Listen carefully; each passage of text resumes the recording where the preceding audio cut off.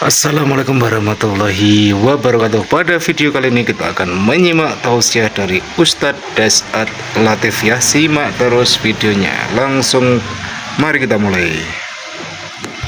Alhamdulillah, sepanjang saya lahir sampai sekarang, salah satu yang paling disenangi pedagang dan selalu dicari apa? Untung. Alhamdulillah, mau semua untung dan kita merugi. Tapi ternyata paling sial, lebih sial daripada rugi berdagang. Bapak beli pulsa 10.000, nak beli orang 7.000, insya Allah masih ada rezeki di tempat lain. Tapi ada satu rugi yang paling tidak disenangi Allah. Ara'aital ladzi yukadzibu biddin. Tahu enggak kamu pendusta agama? Pak balena agamae, solatnya dusta, puasanya dusta, hajinya dusta, zakatnya dusta. Satu di antaranya yaitu fawailul lil musallin, maka celaka, rugi orang-orang yang sholat. Nah, ibu bapak, saudara-saudara sekalian, siapa yang rugi? Menurut Al-Quran, yang rugi dan celaka dalam sholatnya mereka yang bermain-main dalam sholat. Nah, mari kita lihat mana yang main-main sholat. Sebaliknya, Al-Quran juga menjelaskan qad aflahal mu'minun.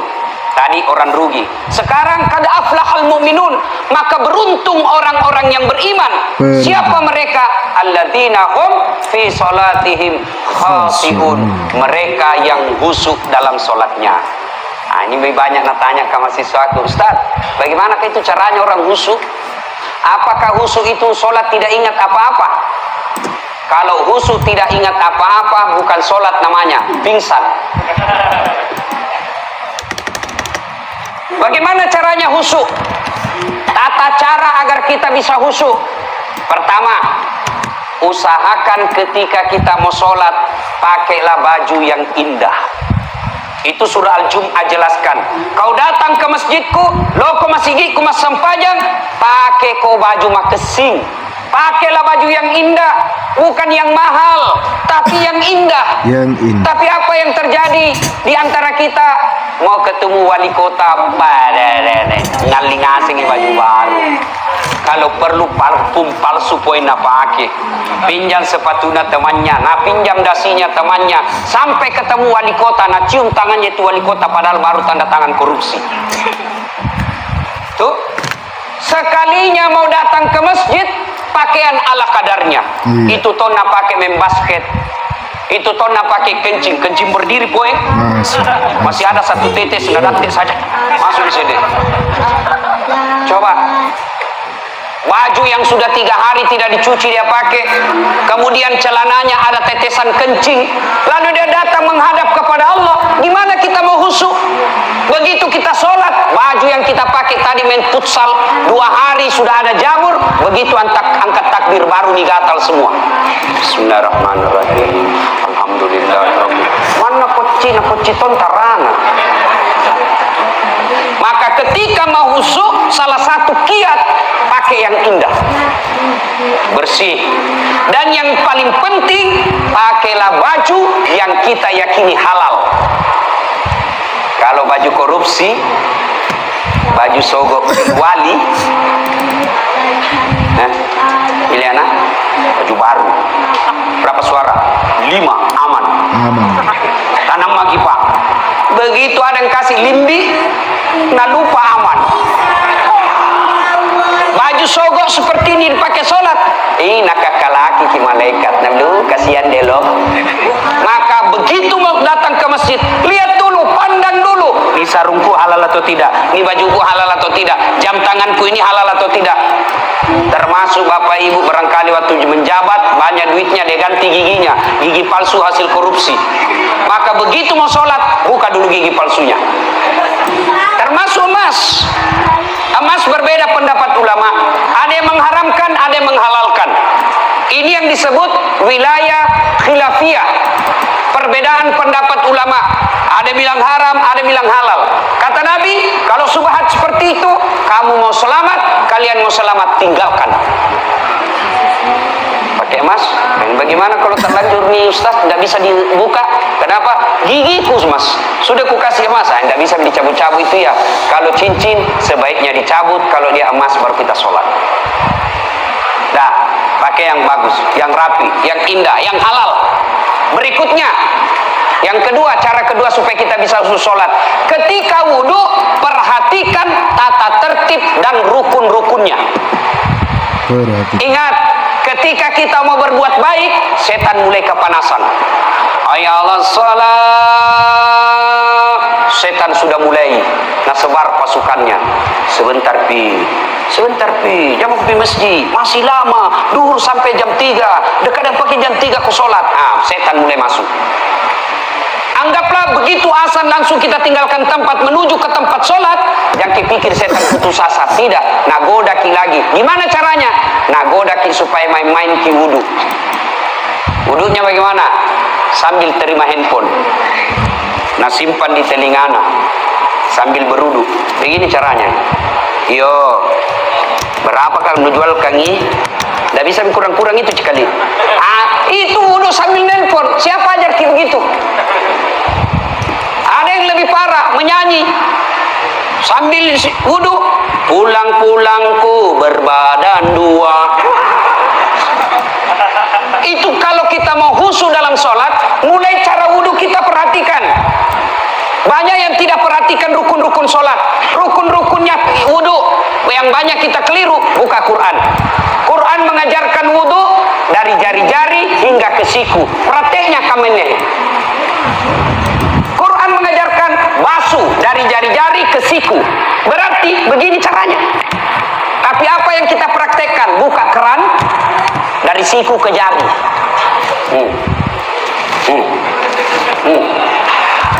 Sah tidak? Sah, tapi tidak sesuai yang diajarkan Nabi.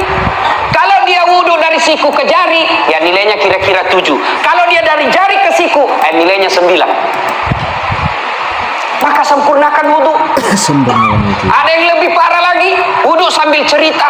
Ada lagi yang lebih parah, tertibnya itu wudhu, kanan dulu selesaikan, baru kiri lagi. Tidak usah pindah lagi ke kanan. Kalau kanan kiri, itu bukan tertib. Salah satu rukun wudhu ada yang disebut tertib. Apa itu? Mendahulukan yang dahulu, membelakangkan yang belakang.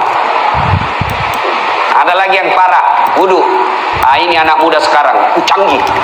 Sekarang Pak, leleng kulihat rambut anak muda. Dulu waktu ku kecil, ada tuh dicukur bandang-bandang, istilahku dulu di kampung. Itu yang kayak bandang saja di sini. Sekarang ada gotnya. Cukur itu anak muda ada gotnya di sini. Nabi kingi bendrang. Di mana itu? Sudah mina kasih. Apa itu namanya? Nabi bilang anak muda. Pomade. Kita dulu minyak rambut di tanco. 2 jari diambil. Di tanco 2 jari diambil. Begitu kita upacara keluar semua keringat di sini jatuh-jatuh. Dulu kecilku saya dulu. Sekarang apakah itu pamode apakah namanya itu? Biar nak kena angin enggak goyang-goyang. Saya sudah mendapat. Begitu mau sholat, nak pikir deh, ini tadi di salung ini 30.000. Mau wudhu, airnya apa? Wudhunya ndak nak kasih basah rambutnya, nak kasih begini saja. Dongo. Ntar kau belajar dulu. Sayang sekali rambutnya. Itu setan itu, Nabi isiki. Hati-hati kok. Rusak pakai rusak. Lebih cocok itu bos, wudhu begini daripada itu begini. Kenapa? Ini bukan rambut. Quran mengajarkan membasuh sebagian rambut. Jadi kalau mau khusus sholat, mulai dari wudhu. Perhatikan memang. Apalagi banyak kekeliruan kita, basuh kaki. Begini caranya basuh kakinya. Anak muda milenial. La ilaha illallah. Perbaiki. Yang disunnahkan jari-jari tangan masuk ke jari-jari kaki. Tapi kita ambil praktisnya. Wajar puluhan tahun kita sholat, tapi sholat itu tidak membawa berkah dalam kehidupan kita. Sudah, anggap ini bagus sudut tak? Ya? Sudah wudhu, mulai kita sholat. Nah, ketika sholat, untuk bisa husu, ini mata jangan seperti mata pencuri. Kan itu bahaya deh, kamu paboya. Allah Akbar. Jangan ketawa, serius orang ini bos. Kita ketawa karena kita begitu toh. Maka ketika sholat, Nabi menganjurkan mata lihat yang kita mau sujuti. Lihat yang kita mau sujuti. Jangan kita mau sholat, nah lihat semua. Kita juga Pak yang pergi berjamaah, pakai baju jangan banyak tulisannya. Apalagi di boko, kisah orang di belakang kita Pak. Nah baca ngase mintu baju tak, Kak mau ki ruku, belum selesai imam, mau ki ikut, ndak dihafal, terpaksa dibaca semua mintu baju di depan Kak. Persatuan Guru Republik Indonesia, Cabang Cambaya. Nah baca ngase. Habis mina baca baju kiri kanan depannya, apalagi nah cari lagi papan pengumuman. Keadaan keuangan Masjid Nurul, saldo kas 70.000, bayar listrik 100.000. Nah baca semua, maka dianjurkan jangan mata kita melihat ke sana kemari, tapi lihat yang kita mau sujudi. Berikut supaya kita bisa khusyuk. Ketika sholat jangan terlalu banyak bergerak. Imam Syafi'i mengajarkan 3 kali di batasnya boleh bergerak. Kalau imam mazhab yang lain boleh. Maka jangan heran kalau di Masjid Nabawi atau di Mekah ada orang sholat Pak sambil goyang-goyang, sambil terima handphonenya. Bunyi handphonenya langsung ngambil dan lihat, langsung dimatikan.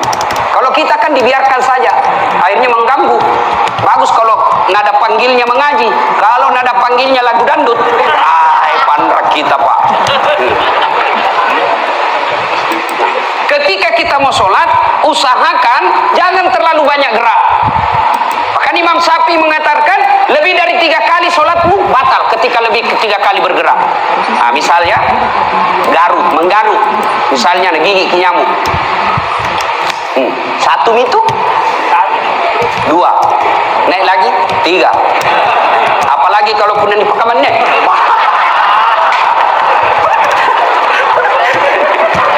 Nah, coba bayangkan apa yang terjadi. Bagaimana kita mau khusyuk sholat? Tangan kita semuanya bergerak. Bismillahirrahmanirrahim. Nah, sini ke poin Joyus. Nggak gerak tangannya, tapi kakinya saya nak kasih goyang. Ada juga yang sholat kayak kena angin sepoi-sepoi.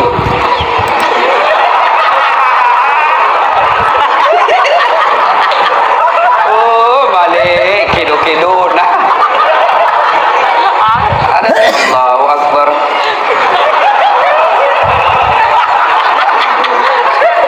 Siapa ajar sholat seperti itu? Ayo jujur. Berapa tahun maki sholat? Lebih 10 tahun Ustaz. Bahkan ada yang sudah lebih 30 tahun. Ayo jujur. Tidak usah jawab sekarang. Dalam hati. Pernah tidak Bapak Ibu membaca pedoman dan tuntunan sholat? Ayo nih. Lalu bagaimana kita sholat selama ini? Yang kita lihat itu Tommy kita ikuti. Tidak pernah kita baca pedoman sholat. Giliran kita beli alat elektronik, handphone, wah dibaca mulai halaman pertama sampai terakhir. Mana poin tulisan Indiana dibaca tuh gimana tidak ditahu. Apa maksudnya ini? Coba. Begitu kita sayangnya handphone, kita baca itu buku pedoman. Sementara sholat yang kita pakai 5 kali sehari semalam, yang kita gunakan sampai akhirat, tidak pernah kita baca buku pedomannya. Wajar. Ini buktinya.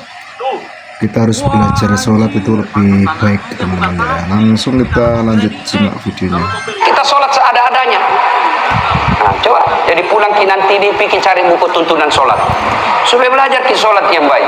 Kalau kita nasa ngogi kita mi, akhirnya yang kita lihat anu salah pergi tomaki. Ada anak muda dia tahayat di sampingnya orang tua, dia kasih goyang jarinya begini. Ini anak muda langsung nak kasih goyang juga tangannya, nak kasih kencang. Ditanya, itu ada dalilnya itu kalau yang goyang begini ada ya. Ini ditanya anak muda, kenapa kau kasih goyang? Cepat lagi, dia bilang, ya toh habis tas lobe nih. Pakai puru cas. Nah coba, ini namanya piti-piti. Nah ibu bapak saudara-saudara sekalian, supaya kita bisa sholat dengan baik. Yang berikutnya lagi, setelah jangan banyak gerak, maka bisa sholat dengan baik. Usahakanlah Pak, paling tidak apa yang kita baca, kita paham apa makna kesimpulannya saja. Tidak usah per ayatnya, tapi kesimpulannya saja itu ayat yang kita baca. Surah misalnya kita baca surah As-Sajdah, paling tidak kita tahu apa kesimpulan surah As-Sajdah itu.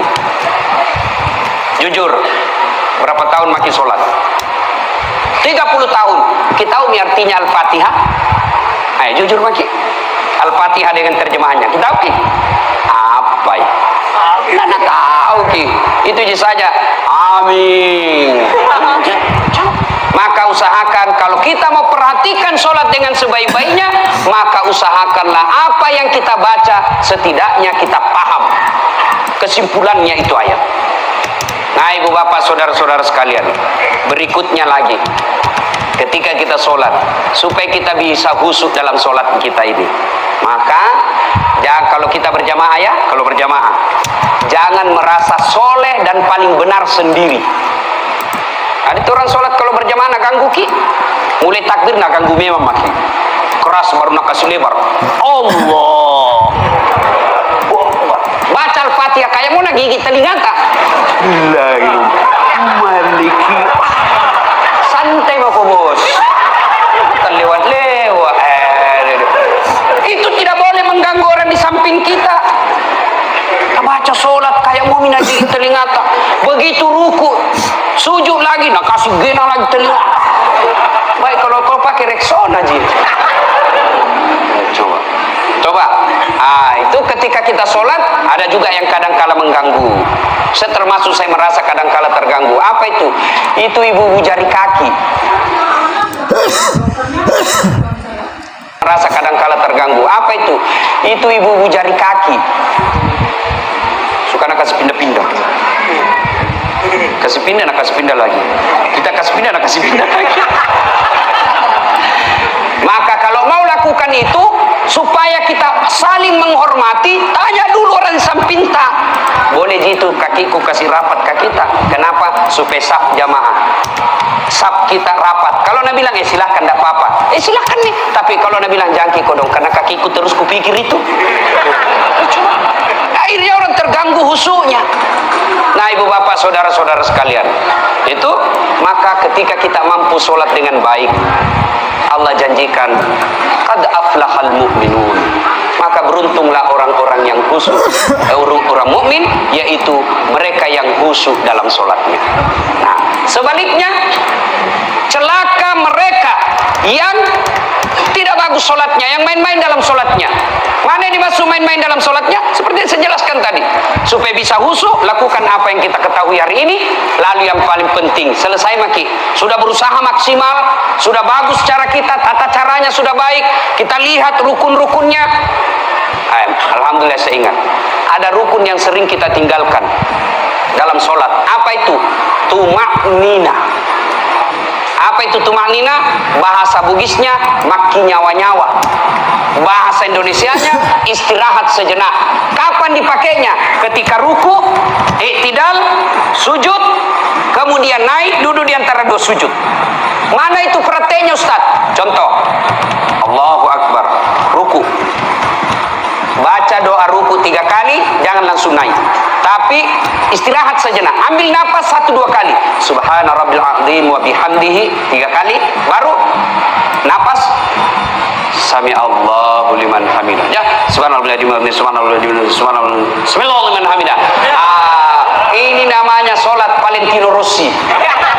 Si bala caca, masya Allah. Lalu yang parah lagi apa? I'tidal. Sami Allahu liman hamidah. Naik, Rabbana lakal hamd, turun, istirahat sejenak, Rabbana lakal hamd. Ya, Sami Allahu liman hamidah. Turun, Rabbana lakal hamd. Itu namanya tumaknina. Kalau kita praktek apa? Sami Allah. Istirahat itu bos, kalau goyang di tangan tak bakal meneh. Salah. Yang lebih parah apa? Tidak lurus ini belakangnya. Kalau mau betul, maka kata Nabi simpan gelas di atasnya. Oh, luruskan. Kalau dia sudah air yang ada atau gelas di atas itu tidak jatuh, itu sudah sempurna rukunya. Masya Allah. Terkecuali mereka yang sudah tua bungkuk dan kena apa namanya itu osteoporosis. Yang tua-tua ya kodo yang sudah pensiun 70 tahun. Sami Allah. Itu dimaklumi katua mi. Dimaklumi. Ya, darurat namanya. Tapi kalau kita yang masih muda, perbaikilah. Bapak, Ibu, saudara-saudara sekalian, perhatikan sholat dengan sebaik-baiknya, perhatikan gerakannya, insya Allah sehat kita. Sehat orang yang baik sholatnya. Saya ini sering praktek. Biasa dalam sehari tak 4, tak 5, bahkan pernah saya sehari 13 kali ceramah. 1 kali 1 jam, berarti 13 jam berdiri. Itu obatnya Pak, tidak perlu refleksi. Caranya, perbaiki ruku, aku tarik-tarik itu saraf naik ke atas, insya Allah. Begitu juga kalau demam-demam sedikit, ruku, sujud, perbaiki sujudnya, insya Allah itu. Oke. Obat nih. Mantap. Niatkan sambil sholat, mudah-mudahan Allah berikan kesehatan. Anggaplah sudah diperbaiki semua tata caranya, lalu selesai sholat, Assalamualaikum warahmatullahi, Assalamualaikum warahmatullahi. Isap begini. Ini hanya tradisi, tidak kewajiban dan tidak sunnah. Kenapa nah ini Ustaz? Kayak itu tonseng enak dirasa. Assalamualaikum.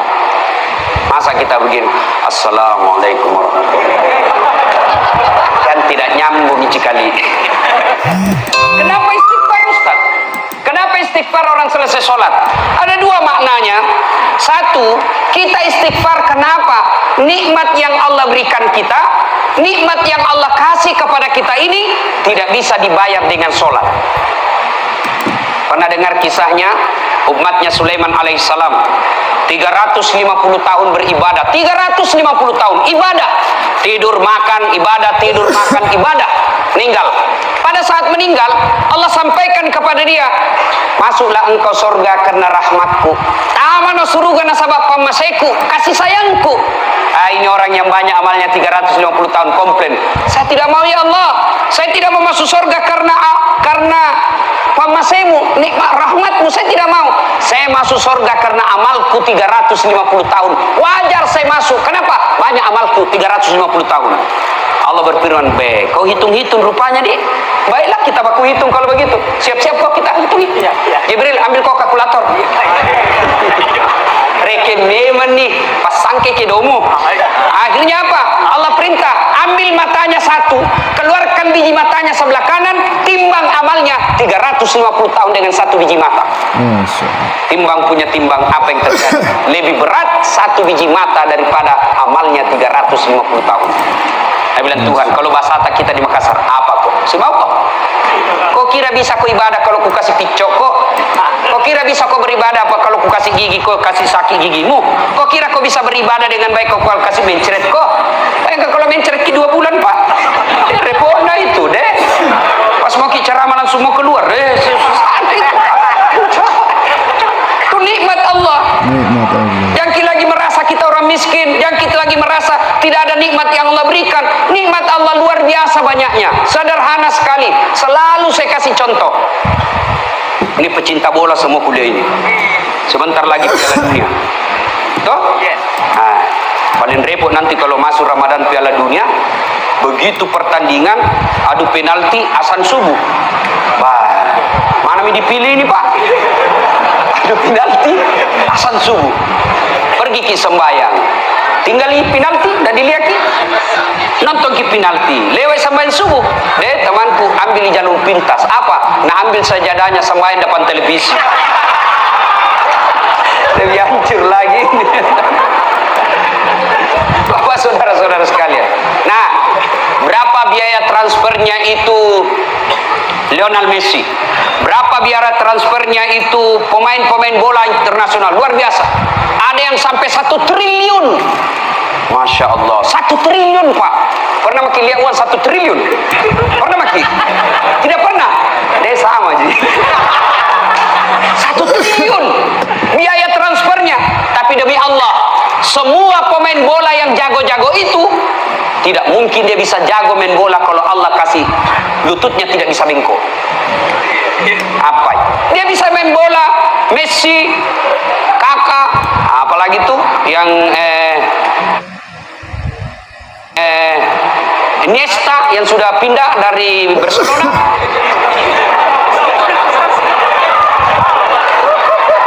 Apa? Baca bos.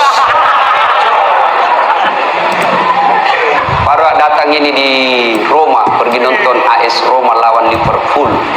Kita tahu, Dede, tahu gitu Roma di mana? Tahu ki? Tamalate belok kiri sedikit. Yo, bayangkan, itu pemain bola luar biasa bayarannya.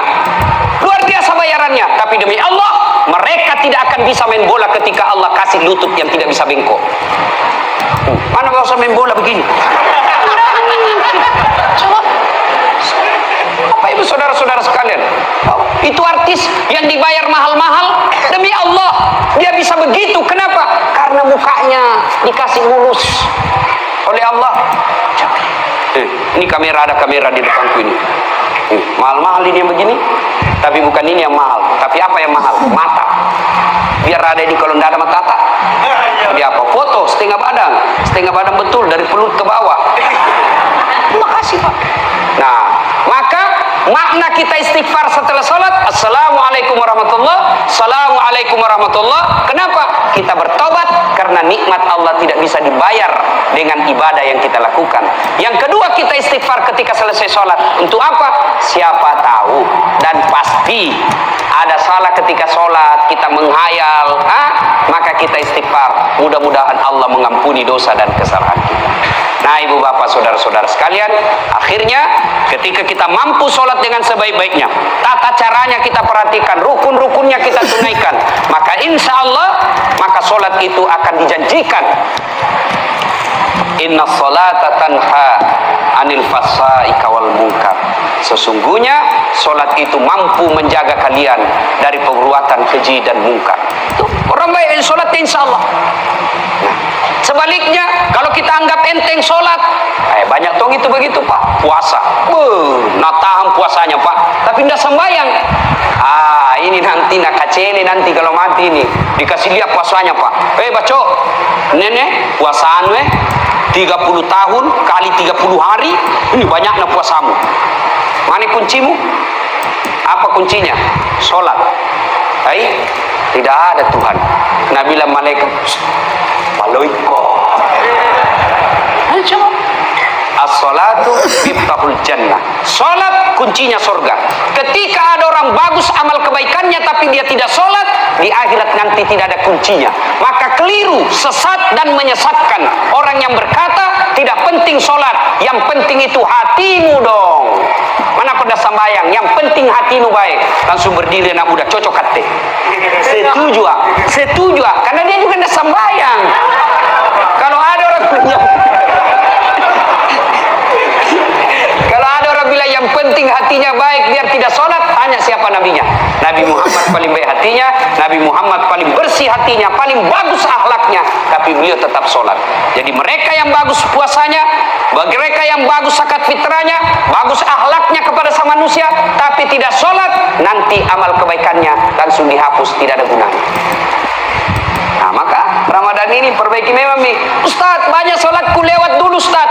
Waktuku dulu masih zaman jahiliyah, waktuku dulu masih banna, banyak sholatku kulewati. Bagaimana cara gantinya? Ganti di bulan ini. Caranya, perbanyak sholat sunnah. 1 kali sholat sunnah nilainya sama sholat wajib. Mudah-mudahan sholat-sholat sunnah yang kita lakukan di bulan suci Ramadan menutupi sholat-sholat wajib kita yang telah lewat waktu kita masih muda. Makanya sembahyang 20 rakaat, 8 rakaat. Tapi umumnya mesti saya lihat 8 rakaat. Dompak semua ini. Apa? Muhammadiyah. 8 Ustaz. Bukan karena Muhammadiyah, capek kok.